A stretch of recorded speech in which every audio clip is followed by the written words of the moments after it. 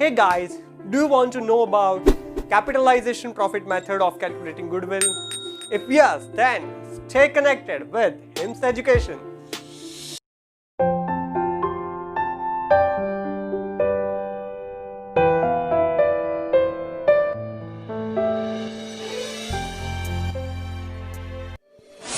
HIMS Education, the way to excellence.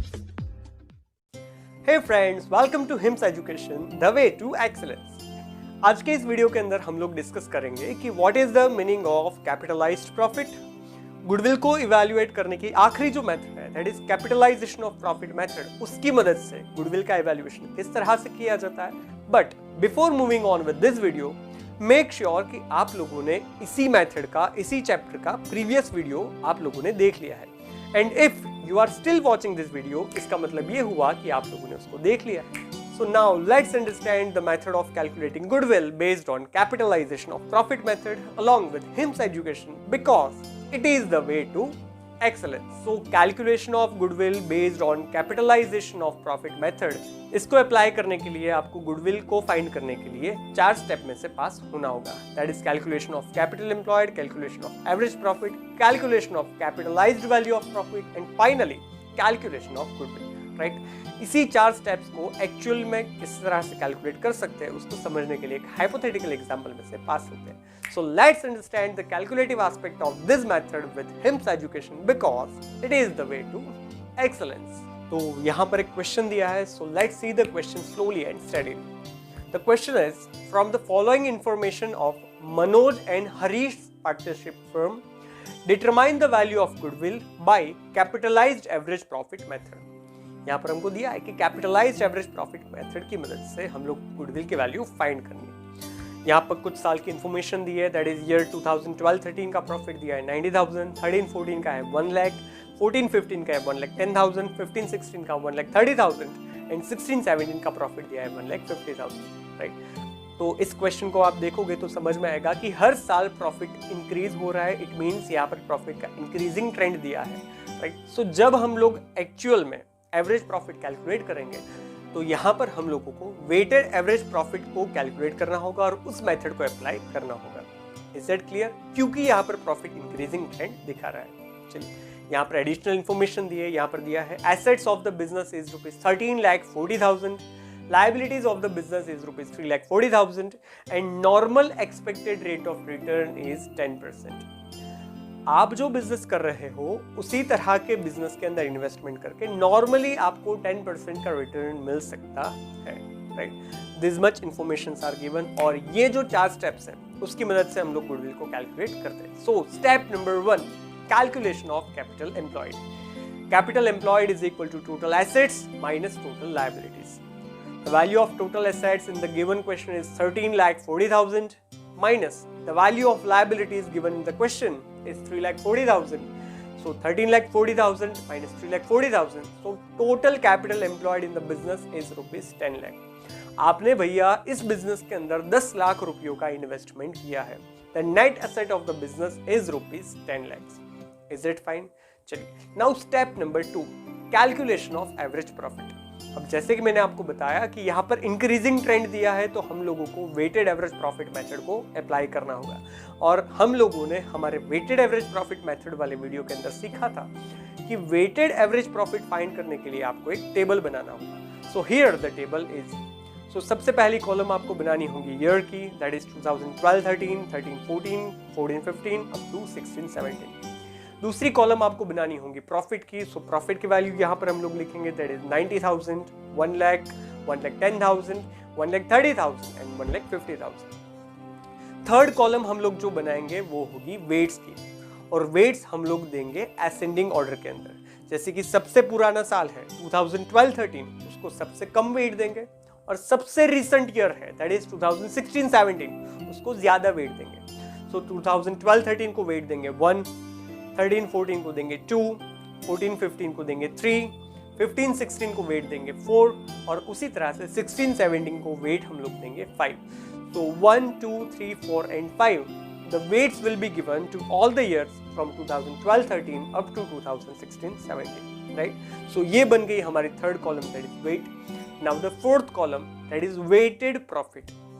Weighted profit किस तरह से मिलता है? तो प्रॉफिट का मल्टीप्लिकेशन वेट के साथ करने से हम लोगों को मिल जाएगा weighted profit, right? That is column number 2 profit multiplied by column number 3 weights. तो इसका आंसर हम लोगों को मिल जाएगा वेटेड प्रॉफिट। सो इस मैकेनिज्म को करते हैं तो पहले साल का वेटेड प्रॉफिट मिल रहा है 90,000 मल्टीप्लाइड बाय 1 दैट इज 90,000। दूसरे साल का वेटेड प्रॉफिट मिल रहा है 1 lakh multiplied by 2 is a weight, so 1 lakh multiplied by 2 that is 2 lakh. तीसरे साल का वेटेड प्रॉफिट मिल रहा है 1,10,000 multiplied by 3 you will get 3,30,000. Likewise 1,30,000 multiplied by 4 is equal to 5,20,000, right? And likewise 1,50,000 multiplied by 5 you will get the weighted profit of the fifth year as 7,15,000, right? 7,50,000 is the weighted profit of the fifth year, right? So likewise we have got the values of fourth column. Is it clear? So at the end of this table हम लोगों को 5 साल का total weighted profit मिल जाएगा 18,90,000 और 5 साल का total weight that is 1 + 2 + 3 + 4 + 5 total weight हम लोगों को मिल जाएगा 15। और वेटेड एवरेज प्रॉफिट की फॉर्मूला है weighted average profit is equal to total weighted profit, total यानी कि total weighted profit of all the 5 years that is 18,90,000 divided by total weight is 15, right? So total weighted profit divided by total weight that is 18,90,000 divided by 15. So weighted average profit of this partnership firm comes to rupees 1,26,000. ये जो दोनों की partnership firm है उसने पिछले 5 साल के अंदर वेटेड एवरेज प्रॉफिट अर्न किया है 1,26,000, राइट?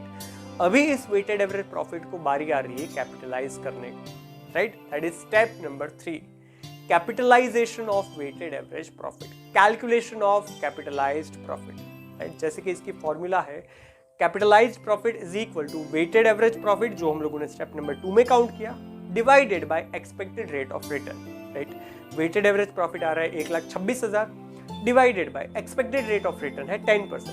सो 1,26,000 को 10% के हिसाब से कैपिटलाइज्ड करने के बाद उसकी वैल्यू आ रही है 12,60,000। Is it?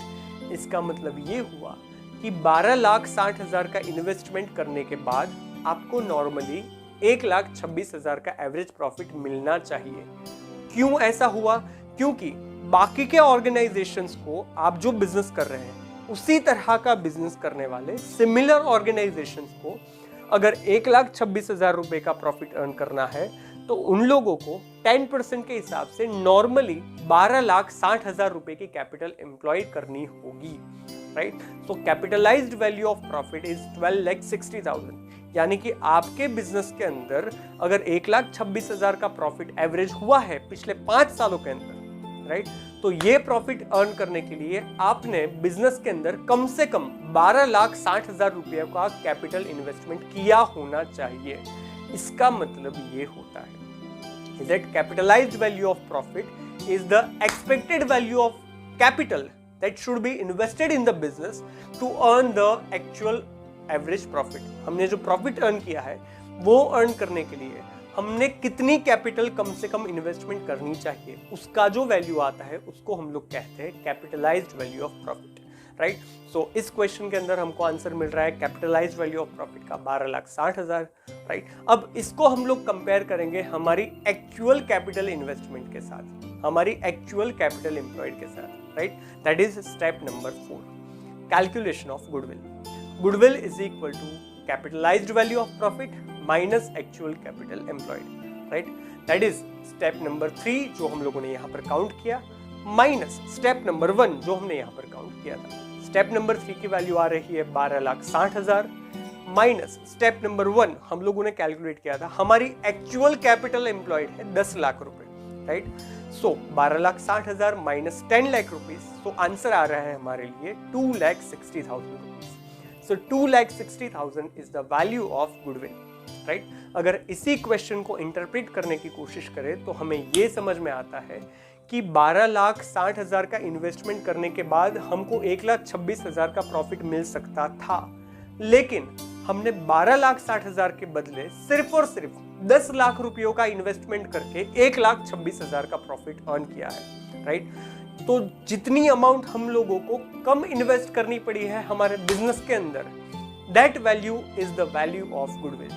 सो नॉर्मली 12,60,000 का इन्वेस्टमेंट करके आपके जो सिमिलर ऑर्गेनाइजेशन है, जो बिजनेस आप कर रहे हो, उसी तरह का काम करने वाले बिजनेस ऑर्गेनाइजेशन को अगर 1,26,000 का प्रॉफिट अर्न करना है तो उनको 12,60,000 रुपए बिजनेस में इन्वेस्ट करने होंगे, तब जाकर के वो लोग 1,26,000 का प्रॉफिट अर्न कर सकेंगे, right. But as compare to that आपने सिर्फ 10 लाख रुपए लगा करके अपने बिजनेस में से 1,26,000 रुपयों का प्रॉफिट अर्न किया है, राइट। सो ये जो कम अमाउंट आपने इन्वेस्ट करी है, that is the value of your goodwill. So value of your goodwill is rupees 2,60,000 as per capitalization of profit method. Is it? I hope यहाँ तक आप लोग समझ पा रहे हो। सुपर प्रॉफिट मेथड के अंदर हम लोग प्रॉफिट कंपेयर कर रहे थे कि नॉर्मली आपका प्रॉफिट बाकी के ऑर्गेनाइजेशन के प्रॉफिट से कितना ज्यादा है और ये ज्यादा प्रॉफिट अर्न करने की कैपेसिटी आने वाले कितने सालों तक आपके पास है। That was the interpretation of super profit method, right. लेकिन capitalized value of profit method के अंदर क्या है कि अगर आपने 1,26,000 का प्रॉफिट अर्न किया है और आप ही की तरह बाकी के सिमिलर बिजनेस ऑर्गेनाइजेशंस भी 1,26,000 का प्रॉफिट अर्न करते हैं, राइट, तो ये सेम प्रॉफिट अर्न करने के लिए बाकी के ऑर्गेनाइजेशंस की कंपैरिजन में क्या आपने कम कैपिटल एम्प्लॉयड बिजनेस के अंदर इन्वेस्ट करी है? If you have invested less amount of capital as compared to your similar business organization, तो आपके बिजनेस की ऑर्गेनाइजेशन की गुडविल, ये जो less amount of capital, that is the value of your goodwill of your organization, right. Is it? So आज के video को अगर हम लोग सम अप करें तो यहाँ तक हम लोगों ने देखा कि what is the meaning of capitalised value of profit और सुपर प्रॉफिट की कंपैरिजन में कैपिटलाइज्ड वैल्यू ऑफ प्रॉफिट की क्या डिफरेंस है, दोनों में सिमिलैरिटी क्या है और दोनों के अंदर डिफरेंस क्या है, राइट। सो आज के लिए बस इतना ही। See you all guys in next video, but तब तक के लिए have a nice day, stay blessed, stay home, keep growing, keep learning along with HIMS education because it is the way to excellence.